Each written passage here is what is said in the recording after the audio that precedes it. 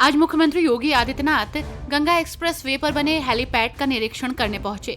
मुख्यमंत्री योगी का हेलीकॉप्टर जलालाबाद से गुजरे गंगा एक्सप्रेस वे पर बने हेलीपैड पर उतरा। मुख्यमंत्री ने कहा कि एक्सप्रेस वे का निर्माण हर हाल में नवंबर तक पूरा हो जाना चाहिए। उन्होंने हवाई पट्टी पर लड़ाकू विमान उतारे जाने की तैयारी की भी समीक्षा की। ये पहली बार होगा जब किसी एक्सप्रेस वे पर बनी हवाई पट्टी पर लड़ाकू विमान नाइट लैंडिंग करेंगे। पहलगांव हमले के बाद सरकार ने सभी मीडिया संस्थाओं को एडवाइजरी जारी कर दी है और कहा है कि सुरक्षा बलों की आवाजाही की लाइव कवरेज प्रसारित ना करें। अब इसको लेकर समाजवादी पार्टी के राष्ट्रीय अध्यक्ष अखिलेश यादव ने सरकार पर लापरवाही का आरोप लगाया है। अखिलेश यादव ने डिफेंस ऑपरेशन की लाइव कवरेज को लेकर सरकार पर निशाना साधते हुए कहा कि सुरक्षा के लिहाज से स्पेशल ऑपरेशंस की लाइव कवरेज की अनुमति क्या एक रणनीतिक लापरवाही थी या फिर ये राजनीतिक प्रचार से प्रेरित था। जल जीवन मिशन के तहत लखीमपुर खीरी जिले में ईसानगर क्षेत्र के शेखपुर गांव में बनाई गई पानी की टंकी अचानक भरभराकर गिर गई। गनीमत रही कि इस दौरान कोई टंकी के आसपास नहीं था, नहीं तो बड़ा हादसा हो जाता। टंकी ध्वस्त होने से पास में लगा सोलर प्लांट भी ध्वस्त हो गया। टंकी का निर्माण प्रधानमंत्री जल जीवन योजना के तहत हुआ था। बताया जा रहा है कि ट्रायल के दौरान ये घटना हुई है। जिम्मेदार बता रहे हैं कि सेफ्टी वॉल्व चोक हो जाने से ये घटना हुई है। फिलहाल करोड़ों में ये टंकी बनी थी। यूपी के लखीमपुर जिले में इस पानी की टंकी के फटने से सियासत शुरू हो गई है। सपा प्रमुख अखिलेश यादव ने तंज किया है। उन्होंने भाजपा पर तंज कसते हुए कहा कि आखिर भ्रष्टाचार का दबाव पानी की टंकी कैसे झेलती। लखीमपुर में 3 करोड़ से बनी ये पानी की टंकी नहीं फटी है। दरअसल भाजपा अपनी ईमानदारी का जो झूठा ढोल पीटती है वो फटा है। देखना ये होगा कि सबसे ऊपर जो खा पी कर बैठे हैं वो इसका ठीकरा किसके सर पर फोड़ते हैं।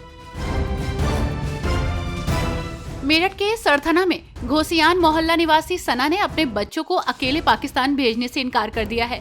सना का वीजा भारत का है और उसके बच्चों का पाकिस्तान का। विदेश मंत्रालय ने सना को भारत और उसके बच्चों को पाकिस्तान भेजने की मंजूरी दी है। महिला ने नाराजगी जताकर आपत्ति दर्ज कराई है। अब महिला दोनों बच्चों संग अपने मायके सरथना वापस लौट आई है।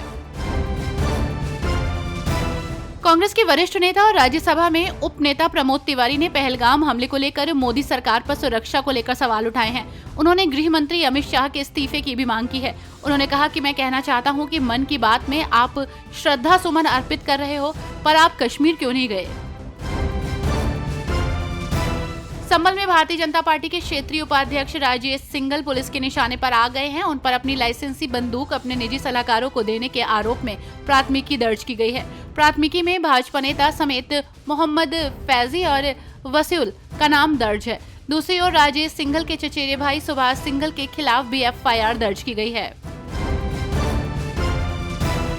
रामनगरी अयोध्या में एक अनोखी घटना होने जा रही है। हनुमानगढ़ी मंदिर के मुख्य पुजारी महंत प्रेमदास 30 अप्रैल को राम मंदिर जाएंगे।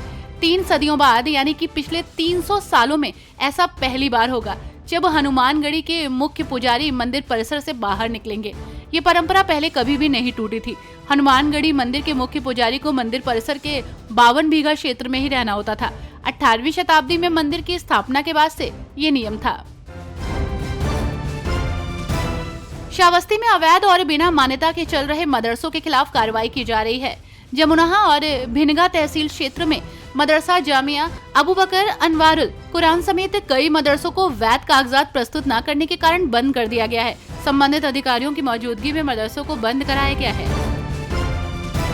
सुरक्षा कारणों से नोएडा इंटरनेशनल एयरपोर्ट जेवर का रेड जोन घोषित कर दिया गया है। नागरिक उड्डयन मंत्रालय के इस फैसले के बाद एयरपोर्ट के ऊपर और आसपास ड्रोन या किसी भी प्रकार के मानव रहित हवाई वाहन उड़ाने पर पूरी तरह से रोक लगा दी गई है। नियमों का उल्लंघन करने वालों के खिलाफ सख्त कानूनी कार्रवाई की जाएगी।